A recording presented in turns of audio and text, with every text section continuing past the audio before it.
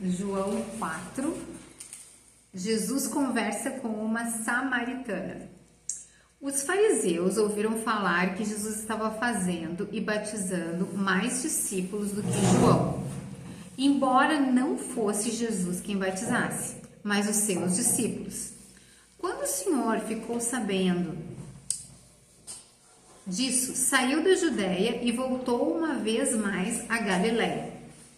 Era-lhe necessário passar por Samaria. Assim chegou a uma cidade de Samaria, chamada Sicar, perto das terras que Jacó dera a seu filho José. Havia ali o poço de Jacó.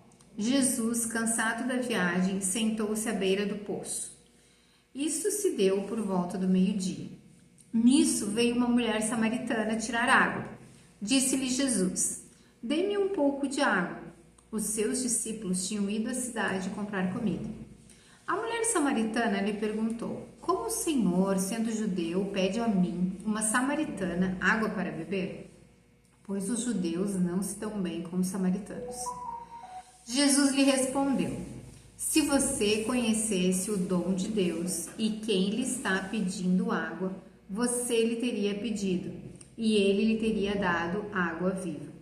Disse a mulher: "O Senhor não tem com que tirar água, e o poço é fundo. Onde pode conseguir essa água viva? Acaso o Senhor é maior do que o nosso pai Jacó, que nos deu o poço, do qual ele mesmo bebeu, bem como seus filhos e seu gado?" Jesus respondeu: "Quem beber dessa água terá sede outra vez, mas quem beber da água que eu lhe der, nunca mais terá sede. Ao contrário, a água que eu lhe der se tornará nele uma fonte de água a jorrar para a vida eterna." A mulher lhe disse: "Senhor, dê-me dessa água, para que eu não tenha mais sede e nem precise voltar aqui para tirar água." Ele lhe disse: "Vá, chame o seu marido e volte." "Não tenho marido", respondeu ela. Disse-lhe Jesus: "Você falou corretamente, dizendo que não tem marido. O fato é que você já teve 5, e o homem com quem agora vive não é seu marido. O que você acabou de dizer é verdade." Disse a mulher: "Senhor, vejo que é profeta. Nossos antepassados adoraram neste monte, mas vocês, judeus, dizem que Jerusalém é o lugar onde se deve adorar." Jesus declarou: "Creia em mim, mulher. Está próxima a hora em que vocês não adorarão o Pai, nem neste monte, nem em Jerusalém. Vocês, samaritanos, adoram o que não conhecem. Nós adoramos o que conhecemos, pois a salvação vem dos judeus.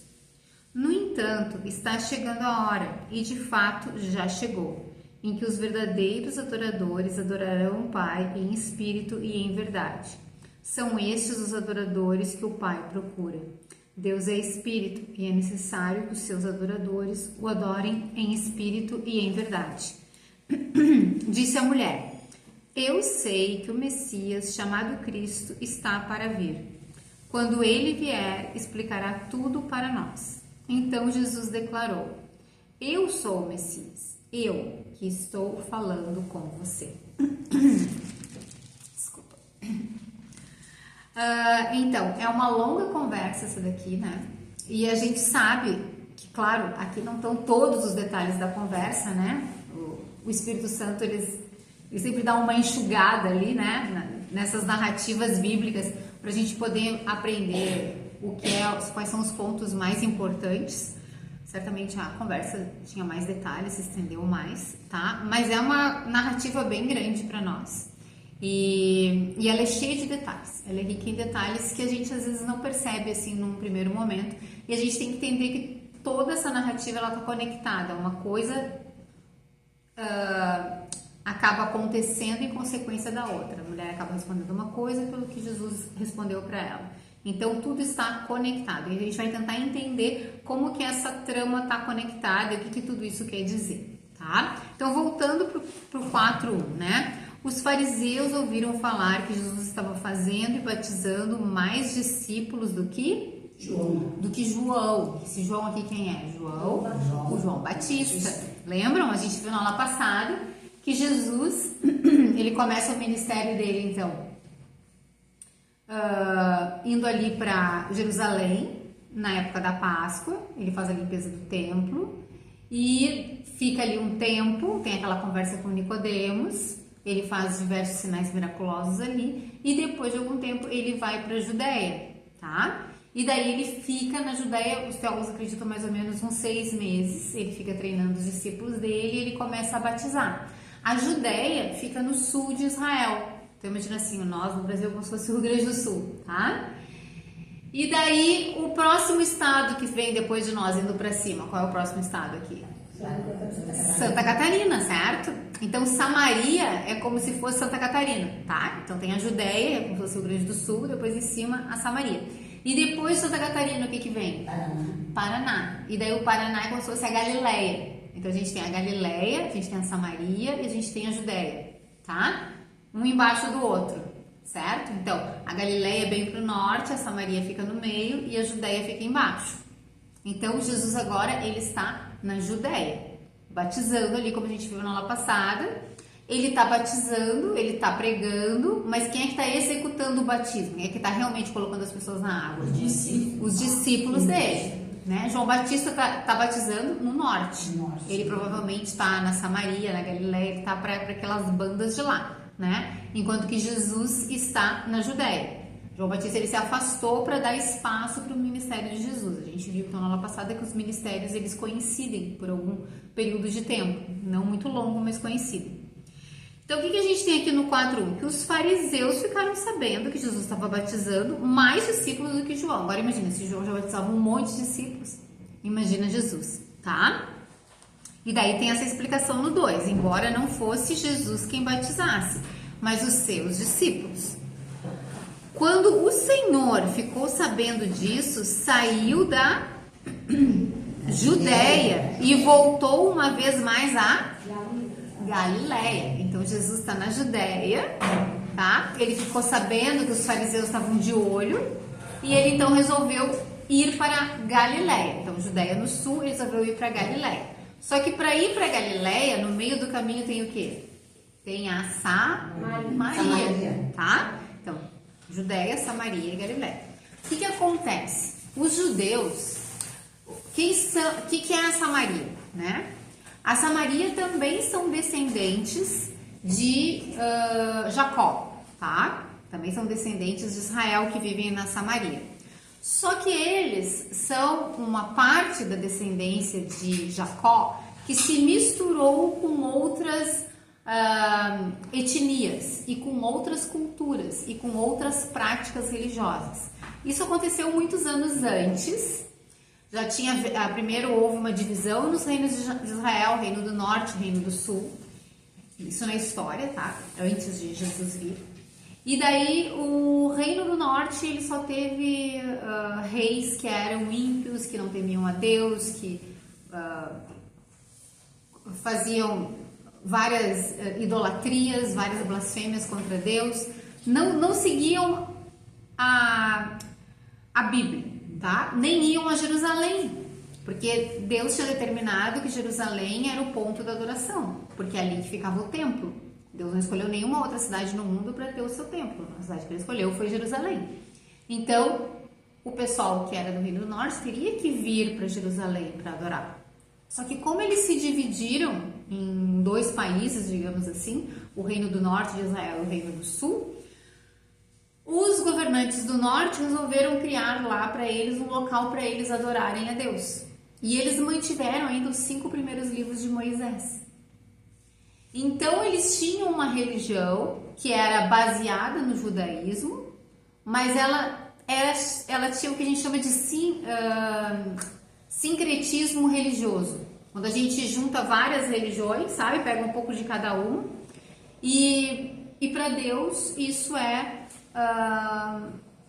uma religião apóstata, uma religião falsa. Toda vez que a gente tem sincretismo, a gente tem uma religião falsa, porque só existe uma verdade, que é a verdade que Deus revela para nós na Bíblia, tá? Então, os judeus do sul, eles mantiveram a Bíblia deles, mantiveram o templo em Jerusalém e eles mantiveram as principais tradições E eles enxergavam os samaritanos, que era o que tinha sobrado do Reino do Norte, como totalmente apóstatas, como sendo gentios de outras nações e pagãos, e que eles nem se misturavam com eles. Então os judeus não queriam saber dos samaritanos, apesar da etnia deles ser bem parecida, porque eles eram judeus, mas misturados com outros povos.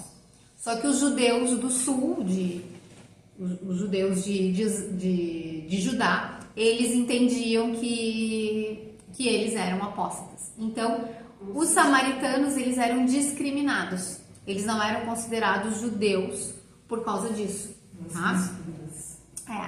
Então, o que aconteceu com os judeus? Toda vez que eles tinham que ir, por exemplo, que nem Jesus, da Judéia para Galileia, eles não passavam pela Samaria. Eles davam a volta.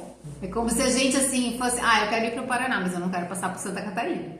Então, eu vou pelo mar, ou vou ter que ir para um outro país para chegar lá no Paraná, tá? É mais ou menos assim que os judeus tratavam a Samaria, tá? Eles enxergavam a Samaria como um lugar de pessoas apóstatas, como um lugar de pagãos, como um lugar de blasfemos. Então eles não queriam ter nada a ver com os samaritanos, eles rejeitavam os samaritanos, apesar deles terem antepassados comuns. Então essa é a situação, tá?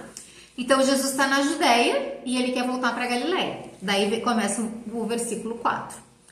Era-lhe necessário passar por Samaria. Então vejam ali aquela palavra. Era-lhe necessário. Olha essa palavra. Era-lhe necessário. Por que era-lhe necessário? Porque estava nos planos de Deus. Tá? Deus queria que ele passasse, Deus Pai queria que ele passasse pela Samaria. Por quê? Porque haveria esse encontro com essa mulher samaritana. E através dela, muitas outras pessoas viriam a crer em Jesus como Messias. Tá? Jesus era o único que sabia disso. Sim. Assim, chegou a uma cidade da Samaria. Porque Samaria era uma região, tinha várias cidades, tá? Chamada, qual era o nome da cidade? Sicar. Sicar. Então, Jesus chegou nessa cidade, Sicar, que era da região da Samaria, perto das terras que Jacó dera a seu filho José. Olha que interessante ali, ó, Jacó. Jacó é o pai de Israel, tá? Jacó e Israel é praticamente o mesmo significado, porque Deus mudou o nome de Jacó. Jacó é o nome com que ele nasceu. E Deus, quando teve encontro com ele, passou o nome dele ser Israel. E é por isso que a nação de Israel tem o nome de Israel, por causa de Jacó. Então, essa era uma terra onde Jacó peregrinava, fazia parte da terra que Deus tinha dado para Israel, tá? 6. Havia ali o poço de Jacó, ó, Jacó de novo. Jesus, o que diz depois ali? Sentou Jesus. Não, Jesus cansado da viagem. E daí eu pergunto para vocês, até que a gente está estudando o livro de João, a gente está sempre batendo na tecla. O livro de João foi escrito para provar que Jesus é Deus. A gente está desde o primeiro versículo falando que Jesus é Deus. Deus se cansa? Não. A Bíblia diz que Deus não se cansa, tá? E daí começa aqui esse versículo dizendo, Jesus o quê? Cansado da viagem. E por que diz isso aqui? Isso aqui é para mostrar para nós que Jesus, ele é totalmente homem. Ele se cansa como nós. Ele tinha sono como nós. Ele tinha fome como nós. Tudo que nós fazemos, ele fazia, no sentido da nossa humanidade. Ele não tinha pecado, essa é a única diferença. Certo? Mas todas as dificuldades que nós passamos, ele passou também. Ele sentiu também. Tá? Então, Jesus cansado. Agora, essa parte aqui está mostrando a humanidade de Jesus. Mais adiante, e a gente já acabou de ler, a gente vai ver a divindade dele, quando ele sabe exatamente toda a vida daquela mulher sem nunca ter visto aquela mulher. E a gente tem visto desde o início do livro de João que ele sabia tudo o que as pessoas pensavam. A gente já viu várias coisas, vários aspectos da divindade de Jesus. Então, essa é uma outra doutrina cristã muito importante. A gente tem aprendido aqui a doutrina da Trindade, né, aos pouquinhos, conforme a gente vai avançando no livro de João.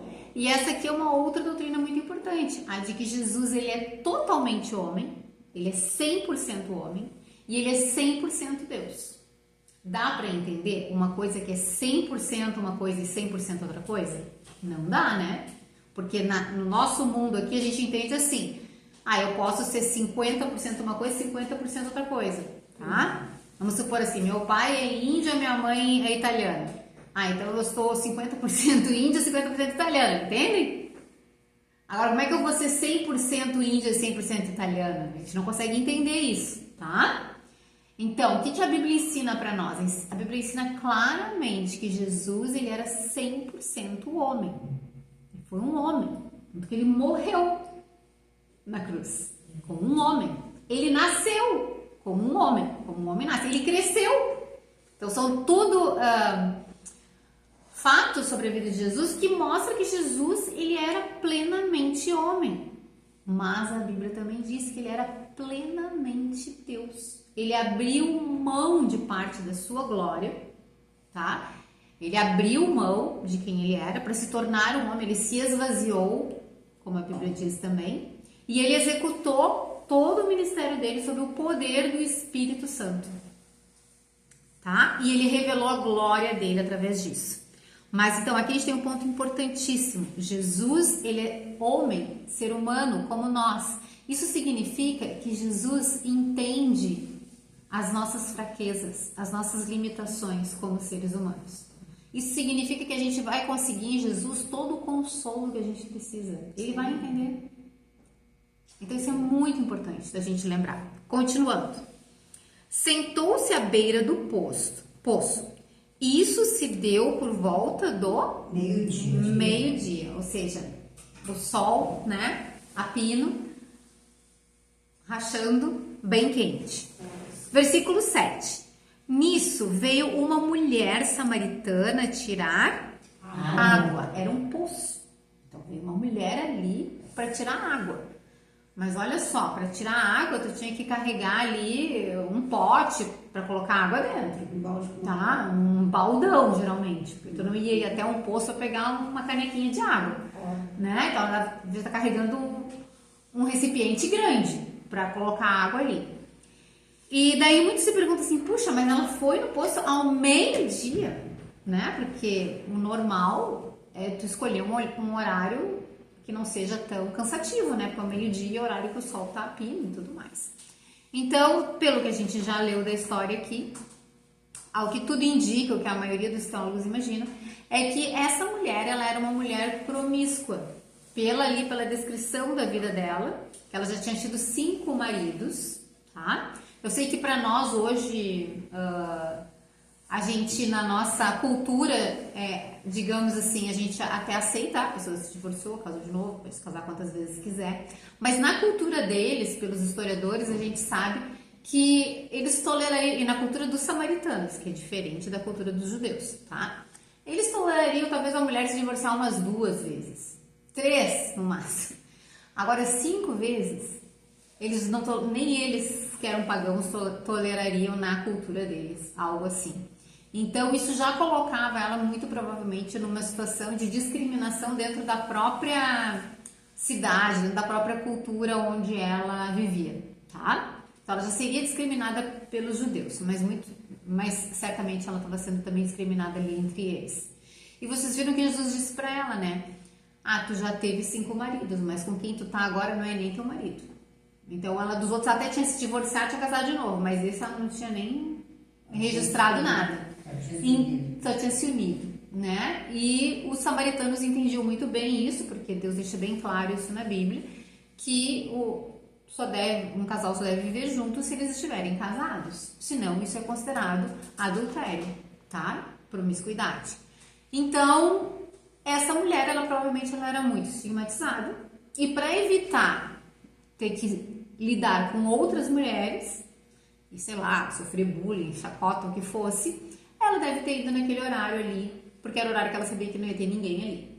E tem outros estudiosos que ainda dizem até que, pelo que eles estudam aqui, que essa cidade ainda, que existe até um outro poço mais perto de onde ela estava. Nem precisaria ir nesse poço aqui. Então ela escolheu o mais difícil mesmo, porque ela não queria encontrar ninguém.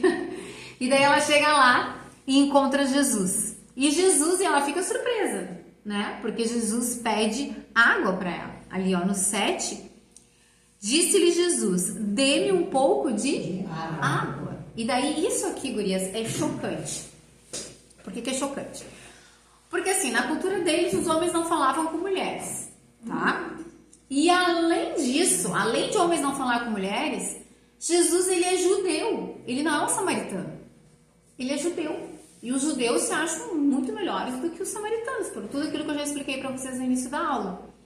Então, imagina, um homem se dirigia a ela, e ainda um homem judeu. Como é que ela sabia que ele era judeu? Provavelmente pelo jeito que ele se vestia, talvez pela forma como ele falava, ela identificou que ele era judeu, tá? E isso deve ter sido um choque para essa mulher. Versículo 8. Os seus discípulos tinham ido à cidade comprar comida. Por que tem o versículo 8 ali? Para nos dizer por que Jesus não pediu água para os discípulos. Por que ele foi pedir para a mulher? Porque os discípulos não estavam ali. Por que ele pediu para a mulher? Porque ele não tinha um copo, ele não tinha como tirar a água do poço. Entenderam? Então ele teve que pedir para alguém. Ele estava cansado, ele estava com sede. Ele pediu para ela água. Mas ele tinha uma intenção por trás disso. Lembra? Era necessário. Ele sabia porque ele estava indo ali. Na verdade, Jesus, aqui a gente está vendo Jesus evangelizar essa mulher. Né? Vocês já ouviram essa palavra, evangelismo, evangelizar. Isso aqui é um relato que mostra Jesus evangelizando uma mulher. Significa que é assim que a gente tem que evangelizar todas as pessoas? Não, a gente vê diferentes abordagens na Bíblia. Agora mesmo, há poucas semanas atrás, a gente viu Jesus evangelizando Nicodemos, não vimos? Jesus estava evangelizando Nicodemos, ele estava falando para Nicodemos da vida eterna. Ele estava falando para Nicodemos da salvação, de como ter a vida eterna. Nicodemos se converteu? Não, ele não se converteu. Nicodemos, a gente já vê, ele vai se converter só lá no final do livro de João. Ele passa todo o tempo ali no Sinédrio, tá junto ali com os judeus, tá? Que estão criticando Jesus, que estão perseguindo Jesus. Então, Jesus, nós tivemos no capítulo 3 um exemplo de evangelismo com um religioso, com alguém quem é que foi falar com Jesus? Foi Jesus que foi falar com Nicodemos ou foi Nicodemos que foi falar com Jesus? Foi Nicodemos que procurou Jesus à noite. Olha a diferença. Ele procurou Jesus à noite e Jesus procurou essa mulher ao meio-dia. Vejam as diferenças, tá? Então a gente acabou de ver um exemplo de Jesus evangelizando Nicodemos, mas quem foi procurar Jesus foi Nicodemos, partiu dele. Nicodemos era religioso. Essa mulher não está nem aí para a religião. Ela não está nem aí nem para a moralidade da cultura onde ela estava. Então, assim, eles são completamente opostos. E são dois casos de evangelismo de Jesus. E a gente viu como Jesus lidou com um, e agora a gente vai ver como Jesus está lidando com outro. Tá? Versículo 9. A mulher samaritana lhe perguntou: como o Senhor, sendo judeu, pede a mim, uma samaritana, água para beber? Pois os judeus não se dão bem com os samaritanos. Tá? Então aqui, claro, ela expressou, mas como assim? Né? Esse homem é um judeu pedindo para mim uma samaritana. O que está acontecendo? O que eu não entendi? Né? Com toda essa discriminação que existe entre os judeus e dentro da cultura, entre homens e mulheres, como assim ele está pedindo isso para mim? E daí tem essa explicação, pois os judeus não se dão bem com os samaritanos.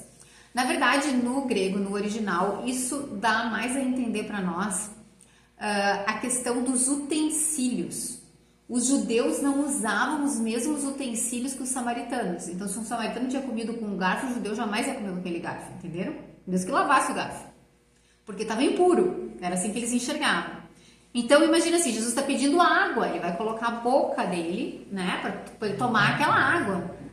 Então, ele vai compartilhar ainda utensílios e ainda com uma mulher samaritana.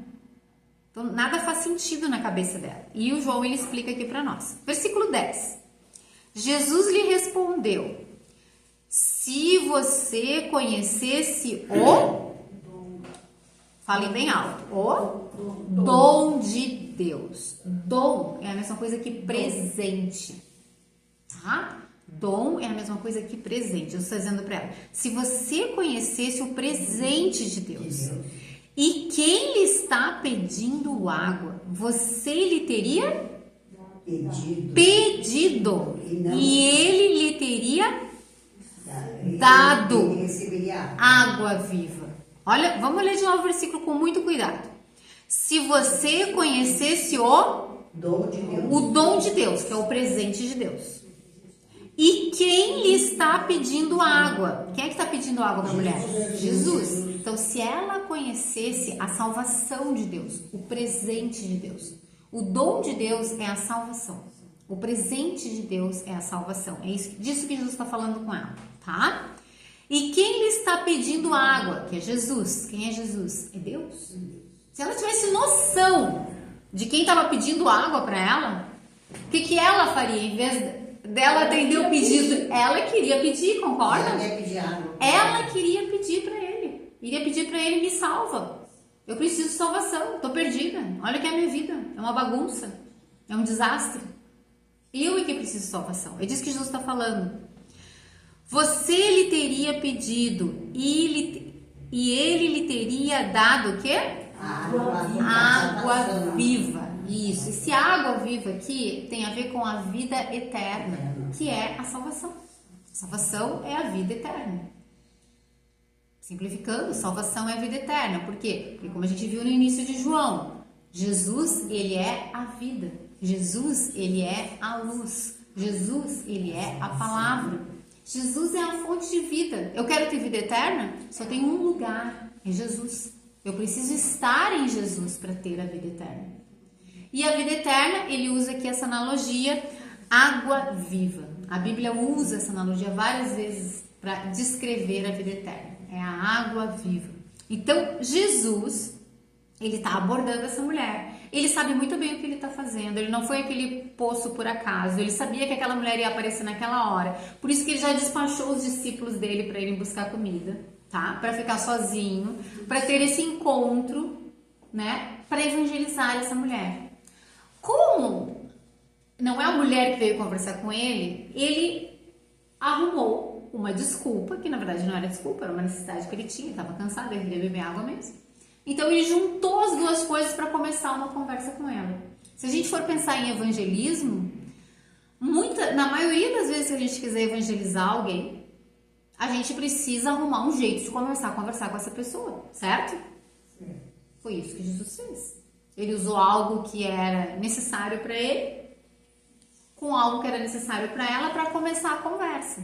Mas ele começa essa conversa cheio de intenção, a intenção de falar do evangelho para ela, tá? Com Nicodemos, Jesus não precisou fazer isso, porque foi Nicodemos que veio para ele perguntar sobre a salvação. Foi Nicodemos que veio para ele conversar sobre as coisas espirituais. E daí Jesus, conhecendo o que Nicodemos pensava, começou a abordar a questão da salvação e do reino de Deus, tá? Então é assim que Jesus está começando a conversa com ela. E daí Jesus usa essa explicação enigmática, que é o dom de Deus, é o presente de Deus, e ele diz que em vez de eu ter te pedido água, tu teria me pedido água, tá? E o que é importante? A gente já viu então aqui no versículo 10 que o dom de Deus é a salvação, certo? É o presente de Deus, é a salvação, tá? E daí o que Jesus diz ali? Se você conhecesse o dom de Deus e quem lhe está pedindo água, você lhe teria pedido. Então é muito importante a gente entender essas duas expressões aqui.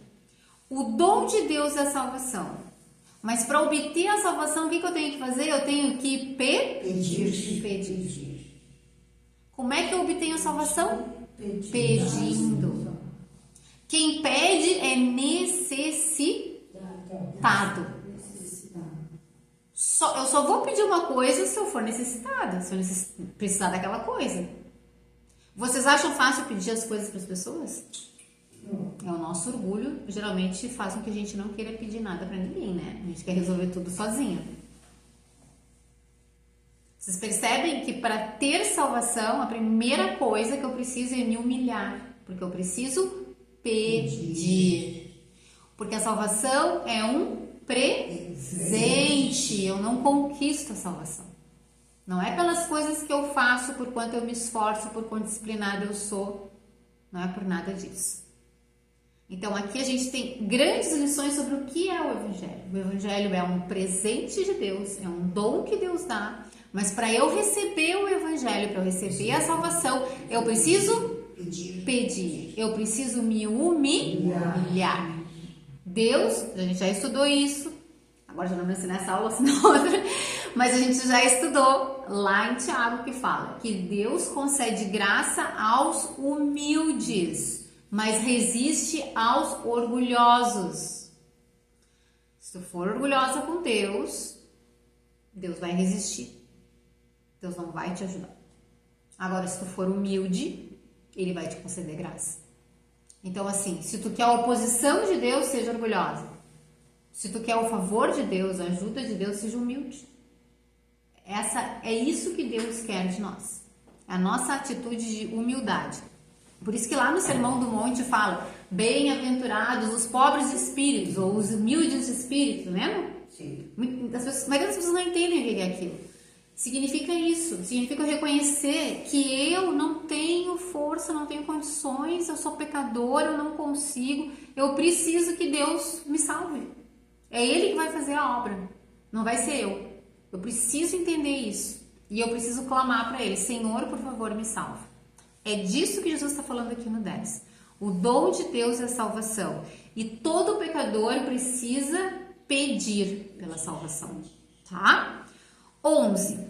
Disse a mulher: o Senhor não tem com que tirar água e o poço é fundo. Onde pode conseguir essa água viva? Acaso o Senhor é maior do que o nosso pai Jacó, que nos deu o poço do qual ele mesmo bebeu, bem como seus filhos e seu gado?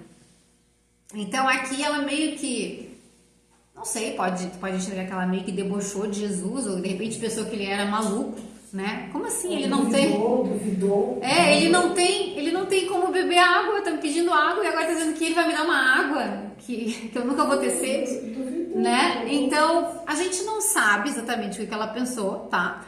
Mas ela não tá entendendo, com certeza ela não tá entendendo do que Jesus está falando, mas Jesus vai explicar para ela, ela vai entender, tá? E olha que interessante o que ela fala ali, ó, no versículo 12, ela diz assim: acaso o Senhor é maior do que o nosso pai Jacó? E daí, Jesus é maior do que Jacó? Claro que Jesus é maior do que Jacó, porque Jesus é Deus. Quem foi que criou Jacó? Deus. Jesus existe antes de Jacó, certo?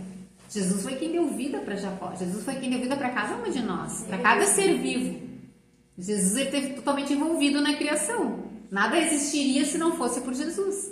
Então quem é que é maior? É Jacó ou é Jesus? Jesus. É Jesus. Mas essa mulher sabe disso? Não. Não, ela não sabe. Olha, ela ainda diz: por acaso o Senhor é maior do que Jacó? Sim, eu sou. Ele poderia ter dito, tá? Mas é interessante ver como ela está raciocinando e como Jesus tem paciência e compaixão com ela. Da mesma forma, Jesus tem paciência e compaixão conosco, tá? Porque a gente também, né? A gente fica batendo cabeça, mas Jesus nos dá tempo. Cada dia de vida que Deus nos dá é um dia a mais pra gente se arrepender dos nossos pecados e a gente começar a segui-lo de todo o coração. É as misericórdias do Senhor, tá? 13. Jesus respondeu: quem beber dessa água terá sede outra vez, mas quem beber da água que eu lhe der, nunca mais terá sede. Ao contrário, a água que eu lhe der se tornará nele uma fonte de água a jorrar para a vida eterna, tá? Então aqui, ó, vida eterna, a fonte de água, é isso que quer dizer tudo isso que Jesus está explicando para ela. A mulher lhe disse: Senhor, dê-me dessa água. Então a gente pensa: finalmente ela entendeu. Não. Para que eu não tenha mais sede, nem precise voltar aqui para tirar água. Então ela pensou: bom, se ele tem uma água que eu vou beber e não vou ter mais sede, então eu quero, porque eu preciso de todo esse trabalho aqui. Né? Ela não entendeu ainda. Mas olha que interessante. Ela pediu. Porque ela disse, né? Dê-me, ó, Senhor, dê-me dessa água. Se ela tá pedindo, se ela tá dizendo dê-me, então ela tá pedindo para ele a água, tá? Ela não entendeu ainda, mas olha o que Jesus responde para ela. Versículo 16. Ele lhe disse: vá, chame o seu marido e bom. O que Jesus fez? Ele tocou no ponto, ele tocou no pecado dela. Ele foi direto, cirúrgico no pecado dela. O que a gente tem para aprender aqui sobre evangelismo, sobre o método de evangelismo de Jesus aqui com essa mulher? Ele falou da vida eterna para ela, a gente sabe que ela ainda não entendeu. Mas ela mostrou que queria. Ela disse: eu quero isso para mim. Uma água que eu não preciso mais, que vai me saciar toda a minha sede, eu quero isso. Vai me evitar um monte de problemas. Então, dentro do que ela conseguiu entender, ela disse que queria. No momento que ela disse que queria, então Jesus disse para ela: bom, então agora a gente vai tratar o teu pecado, tá? E isso é uma coisa importante quando a gente evangeliza. Mas Jesus disse. Sim, ele acabou de dizer para ela: vá e chame o seu marido. A gente já Não, leu. mas ele não disse que ia tratar. É que a gente precisa, é como eu falei para vocês, aqui não tá o texto, ele é sucinto, tá? A gente tem que começar a conectar as coisas e entender o que tudo isso quer dizer. Tá. E a gente tem que juntar a Bíblia. Sempre que a gente estuda a Bíblia, a gente tem que estudar a Bíblia. A Bíblia, ela explica a si mesma. Então, eu não posso ter aqui uma forma de evangelho num livro, outra forma de evangelho no outro livro. Isso não existe, o evangelho é o mesmo. Então, tudo precisa fazer sentido. E a gente sabe que não existe salvação sem arrependimento, certo? O que João Batista estava pregando? Que as pessoas se arrependessem. O que Jesus pregava? A gente sabe disso juntando com os outros evangelhos, tá? Lembrem, o evangelho de João, ele é o último evangelho a ser escrito. Então, as pessoas que liam o evangelho de João já tinham lido o evangelho de Mateus, de Marcos, de Lucas. Nos outros evangelhos tem essas outras coisas que às vezes eu falo para vocês e que a gente ainda não viu no livro de João, nem vai ver, porque João não relatou tudo no livro dele, porque eles já estavam relatados antes. Mas a gente sabe muito bem qual era o tipo de pregação de João Batista: arrependam-se. Qual era o tipo de pregação de Jesus? Arrependam-se. Tá? Então, se eu quero me chegar a Deus, se eu quero a salvação, eu preciso me arrepender. É de graça? É. Eu só preciso me arrepender. Jesus não está mandando eu me escotear, não está mandando eu fazer tantas rezas, não está mandando eu subir de joelhos, subir o Monte Everest. Ele não está pedindo para eu fazer nada. Ele só está pedindo para eu me arrepender. Na verdade, nem é pedir, Jesus está ordenando: arrependam-se. E a gente tem visto aqui no livro de João, porque quem crê tem a vida eterna, quem não crê já está condenado. A gente tem visto isso, aula após aula, né? Então, esse conceito de que se eu quiser a salvação, eu preciso me arrepender dos meus pecados, ele está subentendido em toda a Bíblia. E aqui a gente tem que fazer a conexão com essa história.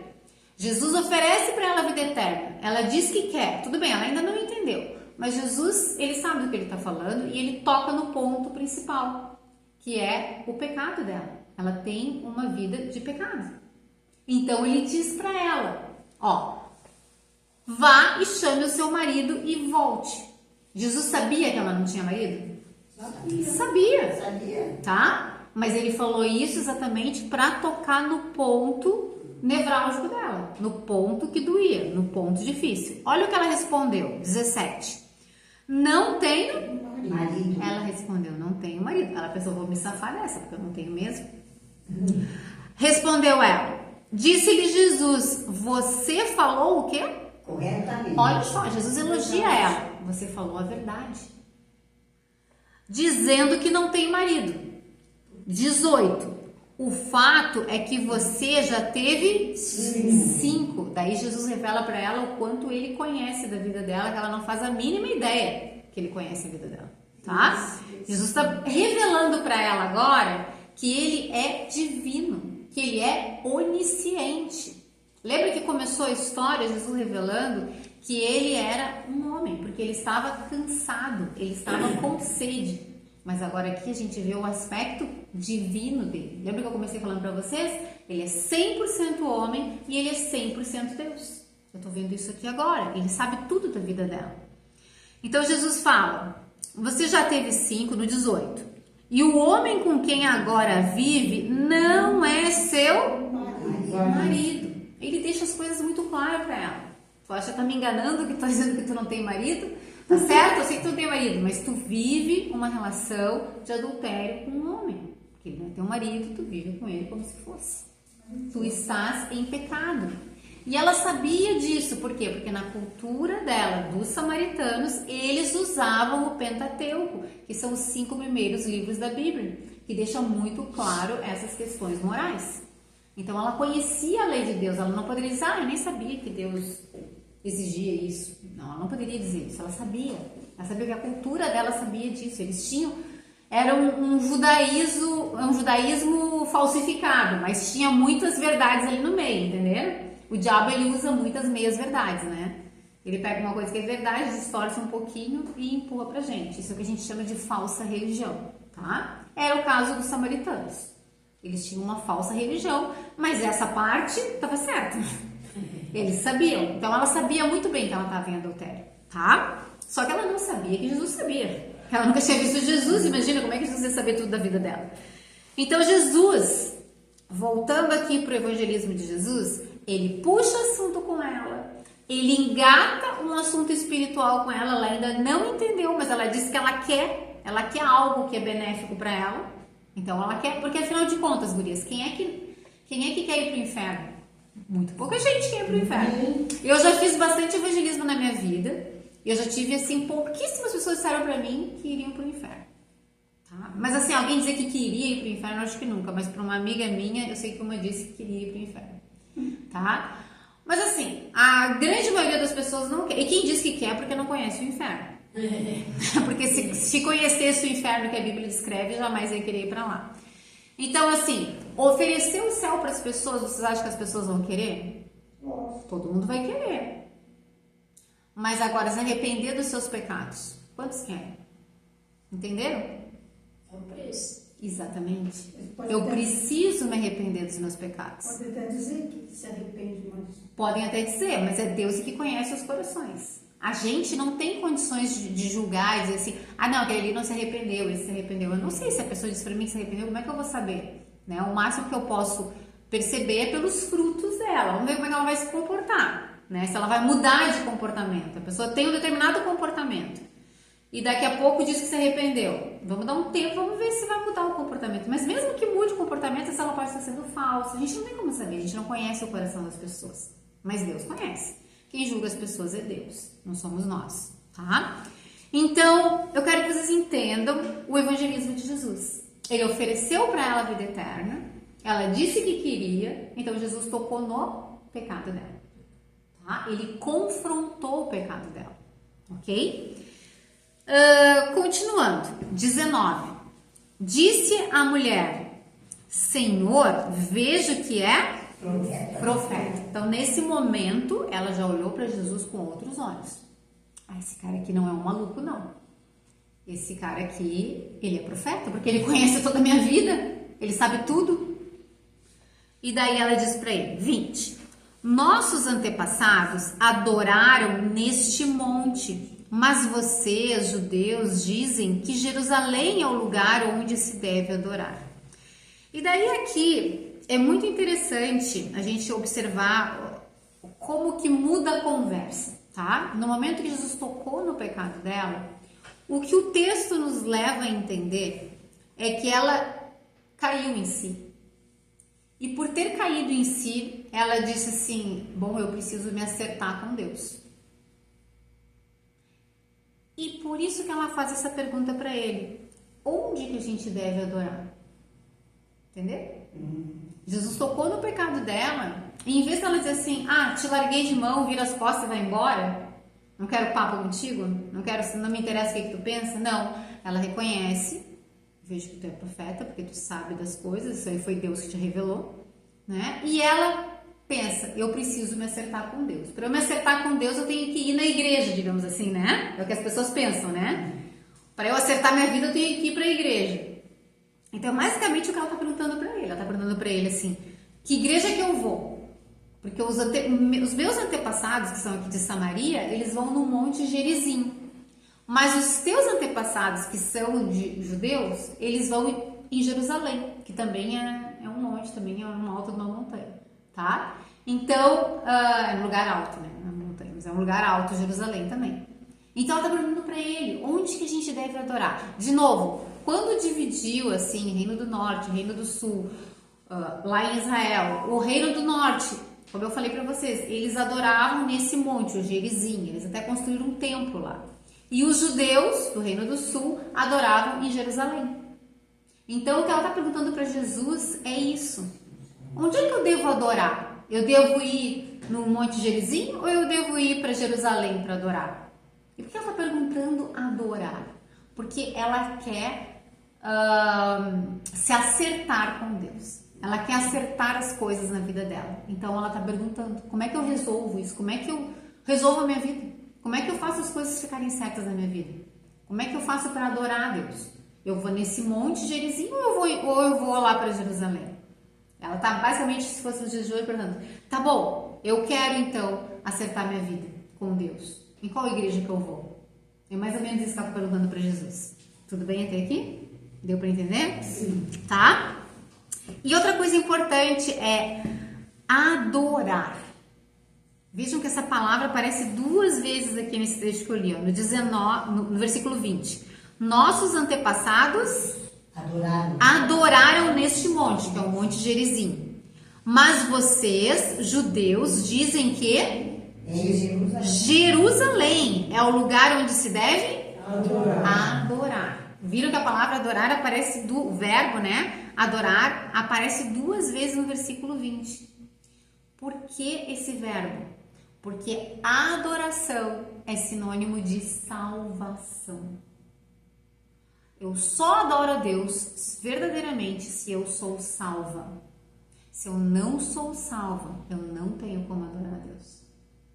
Se uma pessoa ainda não se entregou a Jesus, não entregou toda a sua vida nas mãos de Jesus, essa pessoa não é uma adoradora. Adoradores são aqueles que verdadeiramente conhecem o Pai. São aqueles que verdadeiramente são salvos. A gente acha muitas vezes que adoração é cantar, né? Ou ficar, sei lá, recitando uma oração.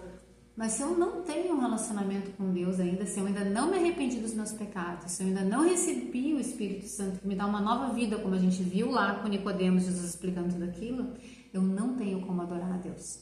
E é interessante porque essa mulher sabe disso. E ela mostra aqui no versículo 20 que ela quer se acertar com Deus. Jesus tocou no pecado dela. Então ela reconhece, realmente, minha vida está uma bagunça, tudo errado. Eu quero me arrepender dos meus pecados, eu quero me acertar com Deus, eu quero adorar a Deus, eu quero passar a ser uma adoradora, eu quero obedecer a Deus. Mas onde é que eu vou? É isso que ela está perguntando. Para onde que eu vou? Para qual igreja que eu vou? 21. Jesus declarou. O que ele declarou? Creia em mim. Ou seja, não é nessa igreja, não é naquela igreja. Creia em mim. Tu quer te acertar com Deus, tu quer adorar? Creia em mim, mulher. Está próxima a hora em que vocês não adorarão o Pai, nem neste monte, nem em Jerusalém. Então ele está dizendo agora para ela assim, ó, tá bem próximo do tempo em que não vai ter mais adoração nem nesse monte Gerizim aqui, esse templo vai ser destruído, e Jerusalém também não vai, ninguém mais vai adorar lá, porque também vai ser destruído o templo de Jerusalém, tá? 22. Vocês, samaritanos, adoram o que não conhecem. Então Jesus está dizendo para ela, a forma como vocês adoram é falsa. Porque vocês pegaram lá os 5 primeiros livros de Moisés, que são verdadeiros, misturaram com outras religiões, misturaram com a cultura de vocês, fizeram ali um sincretismo religioso que está longe da verdade, e vocês não sabem o que vocês estão fazendo. Isso não é a verdade. Vocês estão longe da verdade. Vocês adoram o que vocês não conhecem. Tá? Nós, daí Jesus fala nós quem? Nós os judeus, porque Jesus é judeu.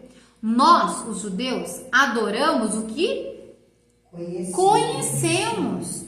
Pois a salvação vem dos judeus. Então Jesus está dizendo para ela assim, ó, os judeus adoram o que conhecem, porque a salvação vem deles. Por que a salvação vem dos judeus? Porque Deus escolheu Israel para se revelar através do Antigo Testamento, através dos seus profetas, através da sua história. Então, a nossa Bíblia, nós somos cristãs, a gente usa o Antigo Testamento. O Antigo Testamento todo nosso é o mesmo do judaísmo. Por quê? Porque Deus revelou a verdade para os judeus. Só que Deus enviou o Messias e eles não reconheceram o Messias. É por isso que a gente tem o Novo Testamento e eles não têm. Tá? Porque eles não reconhecem. E quando eu falo eles, não são todos. Porque se a gente for pensar, os primeiros cristãos eram judeus. Tá? Mas tem alguns judeus que nunca se tornaram cristãos. Então, o que Jesus está dizendo? A salvação vem dos judeus, por quê? Porque Deus se revelou, Deus escolheu um povo, Israel, para se revelar para esse povo. Deus escolheu pessoas dentro desse povo. Deus escolheu Abraão, Deus escolheu Isaac, Deus escolheu Jacó, Deus escolheu Moisés, Deus escolheu Davi, e assim por diante. E foram sendo escritos todos os livros da Bíblia. Então, toda a revelação de Deus, toda a profecia de Deus foi revelada para esse povo. Por isso que Jesus está dizendo, a salvação vem dos judeus. E além de tudo, o Messias, ele é judeu. Porque a Bíblia diz que o Messias viria da tribo de Judá. Ele é um descendente de Davi, que é Jesus. Então, é isso que quando Jesus fala, a salvação vem dos judeus, são essas as implicações. A Bíblia foi revelada para pessoas do povo de Israel. Foi Deus que escolheu o povo de Israel para revelar a sua palavra. E o Messias vem de Israel. Só que no momento que o Messias chega e que os judeus rejeitam o Messias, então começa uma nova era, que é a era da Igreja de Cristo, tá? Onde agora a gente tem judeus e gentios misturados. É a era que a gente está hoje, nesse momento da história. Essa é a Igreja de Cristo. Porque eles rejeitaram o Messias. E o que aconteceu? Como julgamento no ano 70, Jerusalém foi destruída. Quando Jerusalém foi destruída, o templo foi destruído. Até hoje, os judeus não têm templo. Por que eles não têm templo? Porque não é da vontade de Deus que eles adorem no templo. Porque o templo é Jesus. Jesus já veio, o Espírito Santo já veio. Então, Jesus é quem a gente deve adorar. E é isso que Jesus está dizendo para ela, ó. Vou ler de novo 21. Creia em mim, mulher, está próxima a hora em que vocês não adorarão o Pai nem neste monte, nem em Jerusalém. Ou seja, não vai ter mais tempo para vocês adorarem. Porque agora vocês vão adorar em espírito e em verdade, tá? E daí, continuando, 23. No entanto, está chegando a hora e de fato... Já chegou. Por que já chegou? Porque Jesus já está aqui no mundo. O Messias já está entre nós, tá? Em que os verdadeiros, o quê? Adoradores farão o quê? Adorarão. Olha só. Verdadeiros adoradores adorarão o Pai. Adorarão Deus Pai em espírito e em verdade. São estes os adoradores que o Pai procura. Então vejam que Jesus agora enfatiza várias vezes a questão da adoração. Por quê? Porque a adoração é sinônimo de salvação. Eu só posso adorar se eu sou salvo. Senão é uma falsa adoração. Não é uma verdadeira adoração. Porque Jesus diz ali, ó. Os verdadeiros adoradores adorarão em espírito, ou seja, não estão indo ali em Jerusalém no templo, não estão indo lá no Monte Gerizim, é em espírito e em verdade. São estes os adoradores que o Pai procura. Deus é espírito e é necessário que os seus adoradores o adorem em espírito e em verdade. Daí só pra gente finalizar aqui, Deus é Espírito.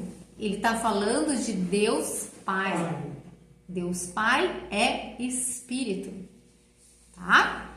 Jesus é Deus? Sim, Jesus é Deus Filho. Jesus se tornou homem. Ele tem um corpo. Eles tinham como enxergar, essa mulher tinha como enxergar Jesus? Ela estava enxergando Jesus? Ou Jesus era um espírito? Não. Ela estava enxergando Jesus, ele pediu água para ela. Ele estava cansado, ele era um homem. Entenderam? Então, assim, mas Deus Pai é Espírito. E Deus Espírito Santo é Espírito. Mas Deus Filho é homem. Mas é Deus. Ele é 100% Deus e 100% homem. Então, para a gente finalizar a nossa aula, é importantíssimo a gente entender isso, tá? Jesus, ele tá fazendo um evangelismo com essa mulher. Ele começa abordando ela, pedindo, puxando um assunto sobre algo relevante, tá? Pedindo água para ela, ele leva isso para o campo espiritual, ela diz que quer, ele toca então no pecado dela, porque precisa haver arrependimento para ter salvação, tá? Ela demonstra que entendeu isso, porque ela pergunta: onde é que eu adoro? Como é que eu resolvo a minha vida? Onde é que eu vou? O que eu faço? E Jesus diz para ela: não é nem aqui, não é nem lá, tá? Porque o Messias já chegou, ele já diz depois para ela ali no finalzinho, ele vai dizer, né? A gente viu. Ele já chegou e agora tu precisa crer. E desta forma, então, tu vai adorar verdadeiramente a Deus. Ok, gurias? Acabei me passando um pouquinho, mas queria ter ido mais adiante com vocês. Mas semana que vem a gente continua, então, tá bom?